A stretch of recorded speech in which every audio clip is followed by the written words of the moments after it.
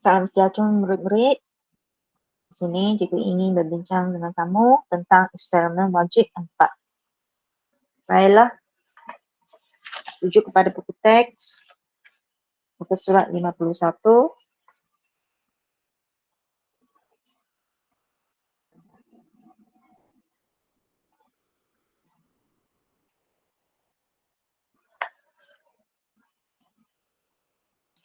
Pelajar boleh rujuk kepada buku teks untuk menjawab eksperimen wajib 4 dalam buku SPS, muka surat 161.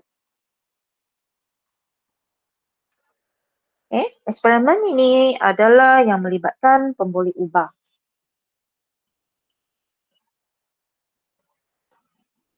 Tujuannya adalah untuk menganggarkan nilai kalori dalam beberapa sampel makanan dengan menggunakan kalori meter.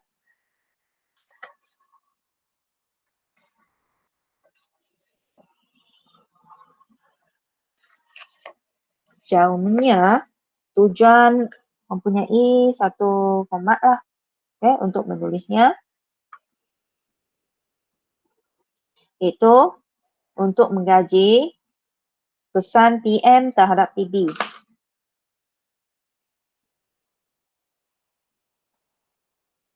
Pernyataan masalah. Sampel makanan yang manakah yang mempunyai nilai kalori paling tinggi?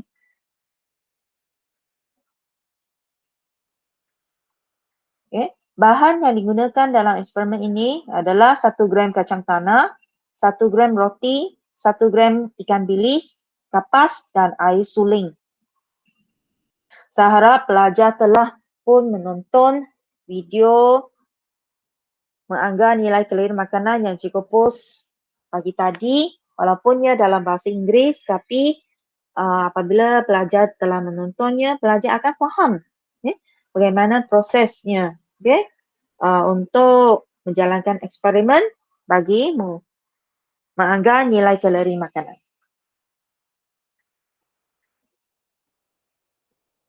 Hipotesis adalah jawabkan pernyataan masalah yang dinyatakan di atas ini. Kacang tanah mempunyai nilai kalori yang lebih tinggi berbanding dengan roti dan ikan bilis. Anda tahu kan, kacang tanah ini selain mengandungi protein, ia juga mengandungi karbohidrat dan juga lemak. Manakala roti lebih kepada karbohidrat, ikan bilis, protein. Pemboleh ubah dimanipulasikan ialah jenis sampel makanan. Pemboleh ubah bergerak balas ialah perubahan suhu atau nilai kalori makanan. Pemboleh ubah yang dimalahkan ialah jisim air. Radas yang diperlukan dalam eksperimen ini ialah kaki retot, tabung didih, termometer, penghadang, plastisin dan jarum. Prosedur. Sediakan susunan radar seperti dalam Raja 2.4.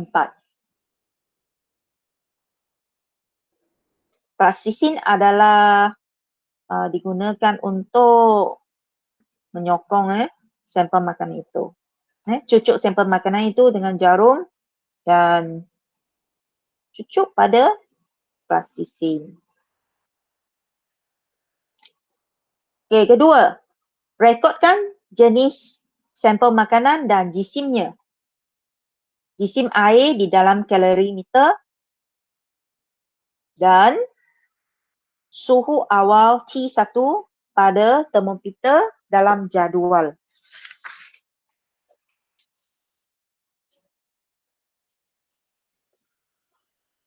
Di sini, jisim sampel makanan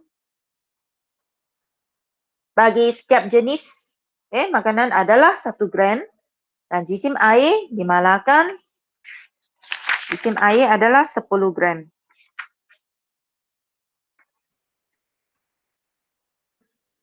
Seperti dalam jadual keputusan ini.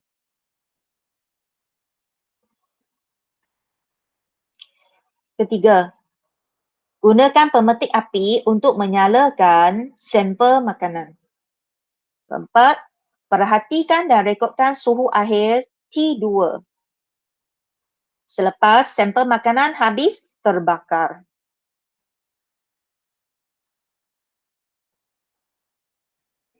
Perubahan suhu adalah menggunakan suhu akhir tolak suhu awal. Rekodkan semua keputusan dalam jadual ini. Okey, bahagian analisis data atau berbincangan. Hitungkan dan rekodkan nilai kalori bagi setiap sampel makanan dengan menggunakan formula yang berikut.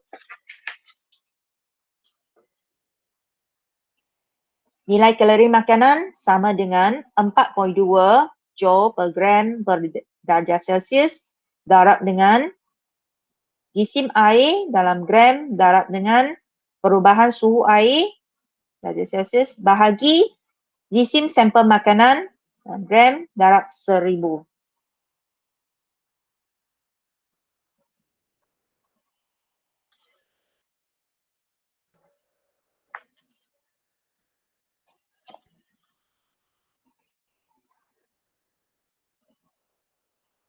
Empat poin dua ini merupakan muatan haba tentu bagi air.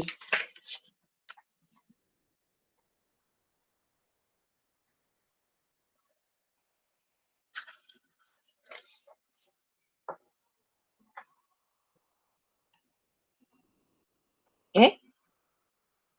Bila anda naik semula ke sekolah, anda akan jalankan eksperimen ini. Okay? Di makmal. Marilah kita bincang soalan. 1A. Adakah nilai kalori dalam sampel makanan yang ditentukan dengan menggunakan kalorimeter lebih besar atau lebih kecil daripada nilai kalori dalam sampel makanan yang sebenar? Apakah jawapannya? Jawapan ialah lebih kecil.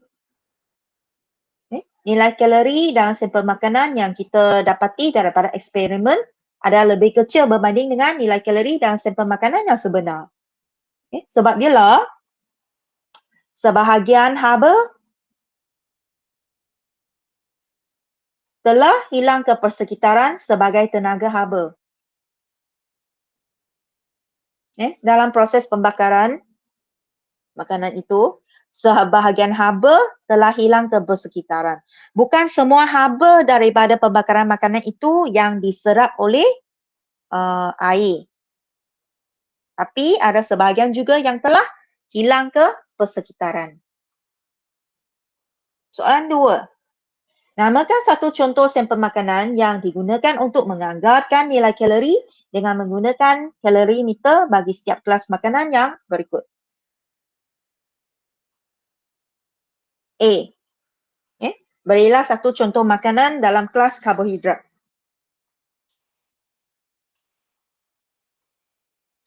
Haruslah sesuai.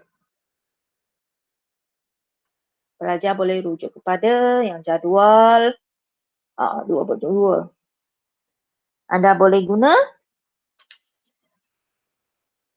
guna beras. Untuk lemak, anda boleh guna minyak sawit. Minyak sawit. Apa-apa minyak sayuran lah pun boleh. Protein,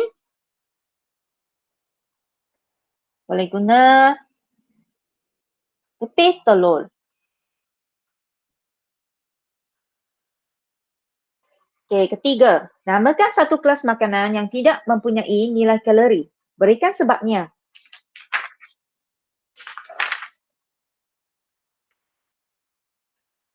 Jawapan ialah air. Kerana air tidak dapat dioksidakan atau dibakar dengan lengkapnya.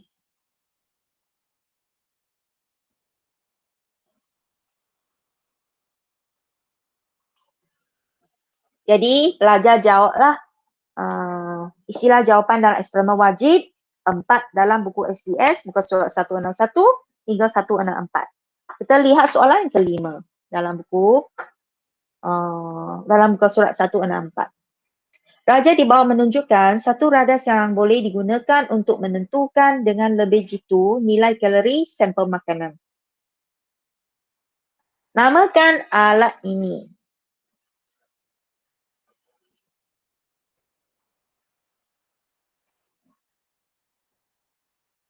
Perhatikan alat ini, perhatikan rentas alat ini. Ada termometer untuk mengukur suhu. Okay, oksigen masuk dari bawah. Ada elemen pemanas untuk membakar bahan makanan. Makanan terbakar dalam mangkuk pija. Okay, ini tapak asbestos. Ini adalah kali 1. Kegelung pemindahan haba. Air. Ngacau. Okay. Keseluruhan sini adalah air. Ini termometer adalah untuk mengukur suhu awal dan juga suhu akhir. Air. Haba daripada pembakaran bahan makanan ini akan terbebaslah dan diserap oleh air. Jadi suhu air akan meningkat dan apabila pembakaran bahan makanan ini lengkap, maka suhu air akan dicatatkan. Apakah nama alat ini?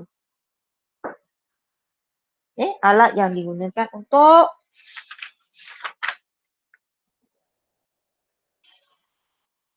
mengukur nilai kalori dalam makanan. Dalam buku teks ada. Namanya adalah kalorimeter boom. Kesimpulan, hipotesis diterima, kacang tanah mempunyai nilai kalori yang paling tinggi berbanding dengan roti dan ikan bilis.